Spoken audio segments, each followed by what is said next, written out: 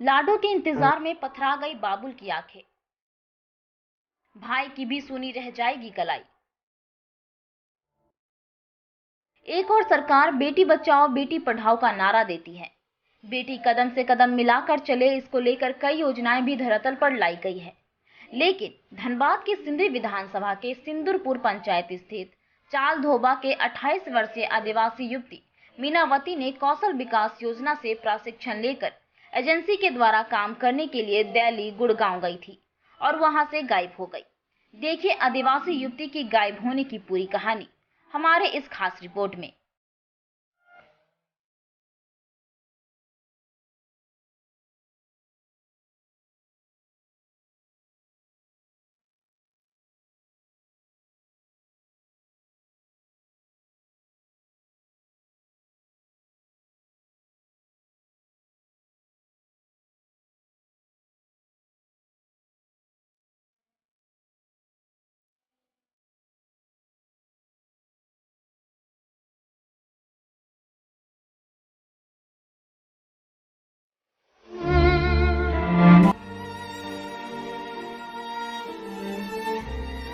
सरकार की योजनाओं में महत्वाकांक्षी योजना दीनदयाल उपाध्याय प्रशिक्षण कौशल विकास योजना, जिनमें युवा एवं युवती के हुनर को निखार कर उन्हें रोजगार की ओर बढ़ावा देना था। इसमें कई युवक युवती भी बढ़ चढ़कर हिस्सा लिए, लेकिन सिंदरी विधानसभा के बलियापुर स्थित सिंदूरपुर पंचायत के 28 वर्षीय आदिवासी युवती, जो कि दीनदयाल उपाध्याय प्रशिक्षण कौशल विकास योजना के तहत प्रशिक्षण लेकर एजेंसी के माध्यम से दिल्ली के गुड़गांव काम करने के लिए ABS international private limited company में गई थी। अब यह आदिवासी युवती गायब है, ऐसे इनके परिजनों का कहना है कि सितंबर 2020 में ही आखिरी बात हुई थी, जबकि मार्च में लॉकडाउन की वजह से काम बंद हो गया था और परिजनों के सहायता के तौर पर उसे 2000 रुपए भेजे गए थे।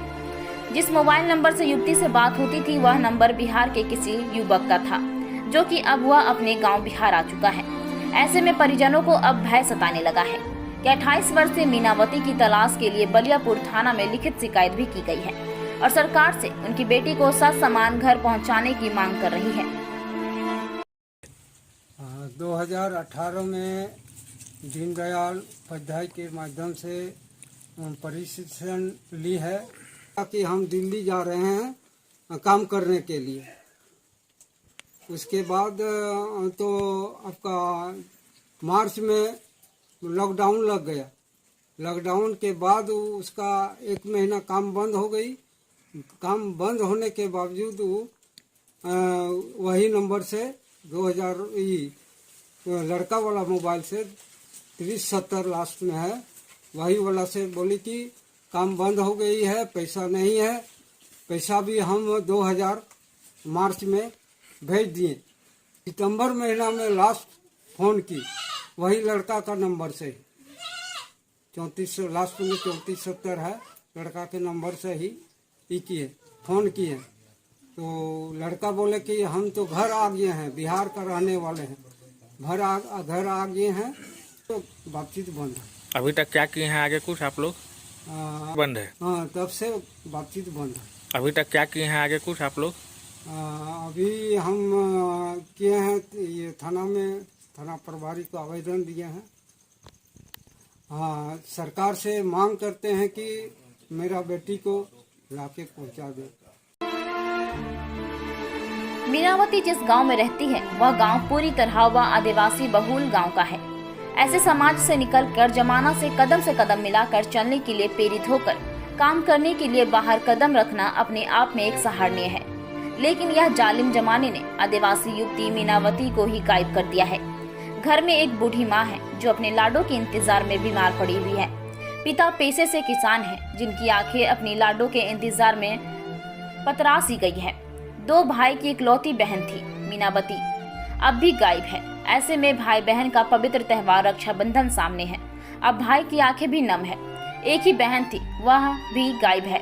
ऐसे में उनकी कलाई अब सूनी रह जाएगी। पिता एवं भाई ने राज्य सरकार से मांग की है कि उनकी बहन को सामान घर खोज कर पहुँचा दिया जाए। वहीं स्थानीय जनप्रतिनिधि भी इस मामले को गंभीरता से देख रही है। सिंदूरपुर पंचायत के पूर्व मुखिया सा जेएमएम नेता समीर मुर्मू ने भी इससे साजिश बताया है। उन्होंने कहा है कि एजेंसी साजिश के तहत उसे गायब करवा दी है, इसकी उचित जांच हो और उन्होंने भी सरकार से इसे गंभीरता से लेने की बात कही है। हमारे एक साजिश के तहत एक एजेंसी द्वारा उनको नौकरी के नाम पर ले जाकर के भोले वाले आदिवासी गरीब का जो मैंने हाल हुआ है, इसे सरकार से मांग करेंगे, जिला प्रशासन से मांग करेंगे, खोजबीन करके उनको सम्मान के साथ परिवार में सौंप दें। अस्थायी थाना को लिखित शिकायत दी गई है और थाना प्रभारी का कहना है कि हम इस संबंध में जो भी लिंक है वो लिंक से हम मैंने संपर्क करने के बाद हम उस पहल पर उतरेंगे। बहरहाल मीनावती सामान घर आ जाए, यही कामना की जाती है। लेकिन अब देखने वाली बात होगी कि आदिवासियों का नेता व सूबे की मुखिया मुख्यमंत्री हेमंत सोरेन इस मामले को किस तरह से लेती है और कितना जल्द से जल्द मीनावती को उनके परिजनों से मिलवाती है।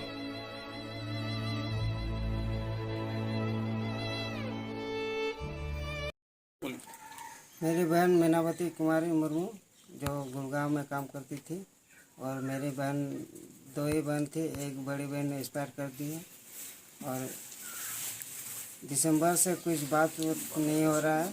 सरकार से मांग है कि मीनावती कुमारी को घर पहुंचा दें और अच्छा बंधन भी आ चुका है, इसलिए इंतज़ार भी हो रहा है। बस यही कहना है।